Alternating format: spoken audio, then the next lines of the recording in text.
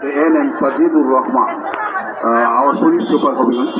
আমরা আশা করছি যে আরও special guest on the chair our VIP gallery, আমরা সকলকে স্বাগত জানাচ্ছি।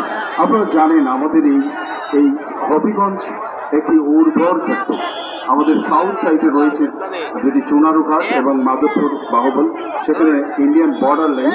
আপনারা জানেন আমাদের প্রায় 24-এর উপরে ট্রি গার্ডেন রয়েছে, চা বাগান রয়েছে, দুটি পাতায় একটি করি, যাদের মাধ্যমে আমাদের 75,000-এর উপর শ্রমিক ভাইয়েরা কাজ করছে এবং এখান থেকে চা এক্সপোর্ট করে আমাদের জাতীয় অর্থনীতিতে বিরাট ভূমিকা রাখছে।